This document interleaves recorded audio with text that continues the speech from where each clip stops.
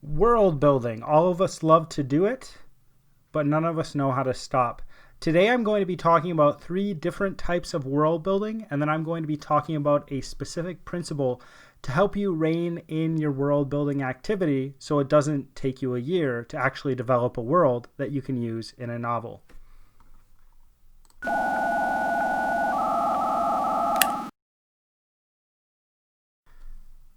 Welcome to How to Write Good. I am your host, Daniel Poppy. You can find out more about me at danielpoppy.com. If it is your first time here, How to Write Good is a writing podcast that seeks to find principles and advice that can be applied across a broad range of writing situations. If you've been here before, don't forget to subscribe, hit that like button below, and share. When most people think of world building, they think of just writing things down about the world in which their story is taking place. Now, if you know how to stop yourself when you're world building, you can move on to one of my other episodes. I actually suggest my different areas I find inspiration. You can find it here or in the link below. If you have trouble world building, I'd like to introduce you to my first world building structure. I call it the plot, and you've probably heard of it before. Now, some of you probably have the general idea of how your story is going to go. Some of you actually do need world building before you start writing down what happens in your story. But I found that you don't actually need that much world building to sketch out a very basic plot. For example, if I need to work quickly, and I'm writing something in the horror genre, I would write something such as main character goes to scary place. This sounds stupid, but it leaves it open for me to fill in the details of what that scary place is.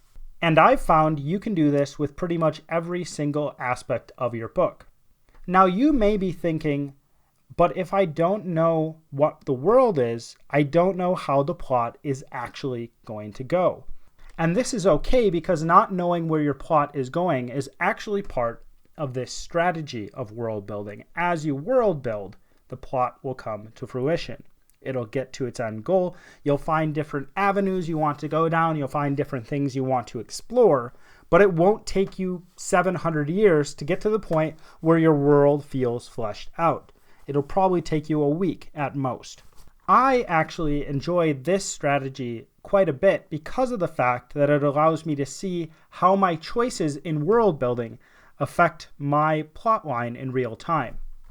So for example, if I write out my plotline, maybe my plotline looks a lot like Star Wars: A New Hope, and I decide to change my story from a space opera to a cyberpunk story, my story will already need to change drastically.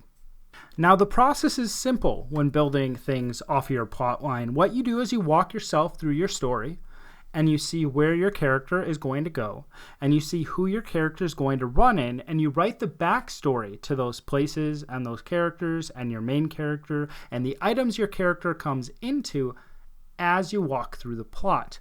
Some may disagree with me and say that, I'm going to have to write the entire plot over again if I do this because I'm going to change one aspect.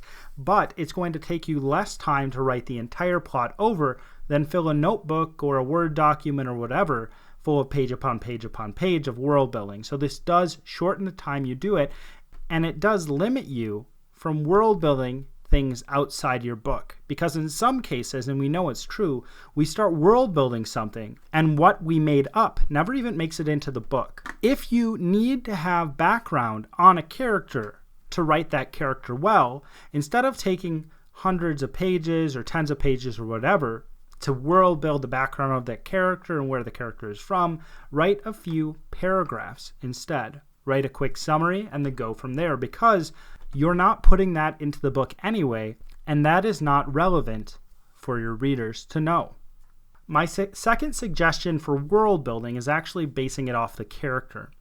I think that it's good to base your world building off the character because I think that the main character is the most important thing in the story. If you have the main character down pat, you can determine how the main character is going to function in the world. So what does world building off the main character look like? Well, when you're building your main character, you probably decide certain things about the main character. Maybe your main character has a limp, Where did that limp come from? Was he in a war? What was that war about? Which side was your main character on?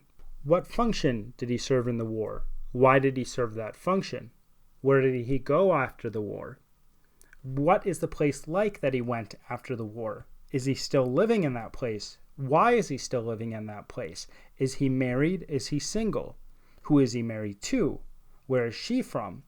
See how I'm using the character to find more information to explore the world, and that's what you would do to world build off the character. And the cool thing about this way of world building is that everything connects back to the character. So this kind of focuses your entire story on the character. You still need to do other things to develop and write your story, of course, but this helps you limit your world building.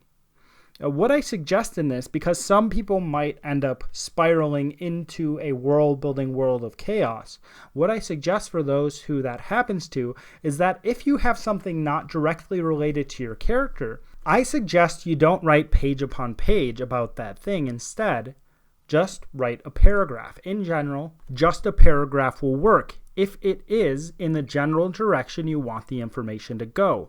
If you find you need more information about that world or that aspect of the world as you are writing, then you can always flesh that aspect out. But if you wait until you actually write instead of doing it ahead of time, then you take less time doing it. The final world building tip that I think helps rein in the person who can go off the rails when world building is building from the space of your story. This does not mean you're making a map of the entire area. This actually goes along with plotting your story, but it gets a little bit more specific. When you're writing a story, your character occupies specific spaces in that story. It's a lot of fun to flesh out an entire city or an entire continent and then go wild, and then you talk about all the different areas of the cities and the continents, but I want you to think smaller. Think as small as you can. So instead of talking about the whole entire country your character's in, instead of talking about the city your character's in, talk about the building your character's in, or even the room your character is in. By doing this, you're just building a room, and a room is much easier to build than an entire city or an entire country or an entire world. The same idea applies to different spaces your character inhabits. So if your character's on a specific road, world build about that specific road.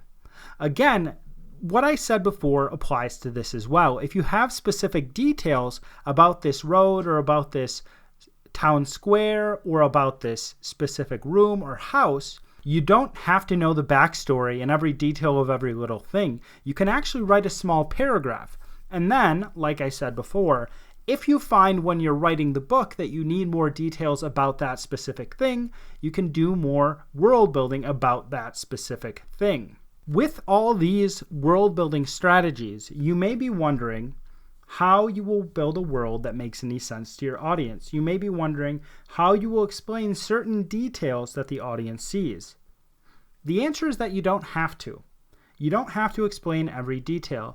You just have to write in a way so the reader understands the world, and unless it is something that is completely bizarre and out of our own world, you don't have to explain it completely. Unless the specific information is connecting to a plot point or part of the story, you can probably leave the information out, and without the reader even knowing it, their imagination will fill in the information. And from your own experiences, you probably know that the things you are not told in a story or the things you can't see are those things that are so fascinating. This phenomenon applies to pretty much every single monster in every single monster movie. The monster is a lot more interesting and scary before we see it.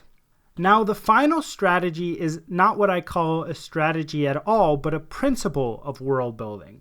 As I said at the beginning, many of us go wild with world building. We'll start world building one thing. We'll start to talk about a city. We need to explain what the country is. We'll need to explain the specific religious aspects of that country.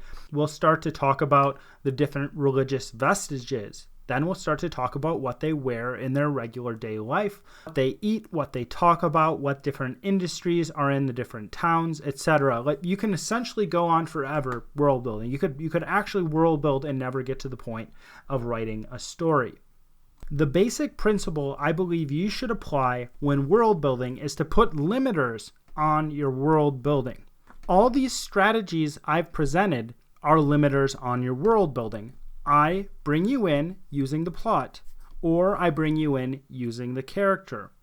One way you could do this is actually making rules rather than doing the world building and filling all the details. For example, if I create a fantasy world, I could create a rule where all magic connects back to water. This is a natural limiter on world building because you will not be able to think of 1,000 different things related to water that are interesting. You can do this other ways as well. You could make it a rule that you can only use cultures from a specific era as a reference when making your own world. You could limit the technology level. Maybe no civilization in your world has gone beyond the Bronze Age. Maybe they only eat certain foods, or everyone is addicted to the same drug.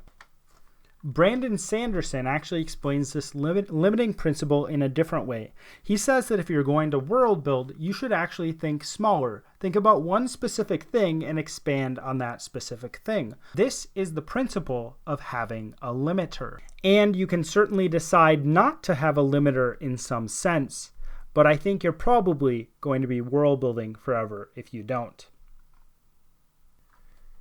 If you enjoyed this, you're probably wondering how you can support me. Well, you can actually do two simple things. Follow the first link below to grab a copy of my book, and then follow the second link and sign up for my newsletter. It's that simple. Those two things will mean the world to me and give me more time to write books and create content for you. As always, my name is Daniel Poppy, and this is How to Write Good.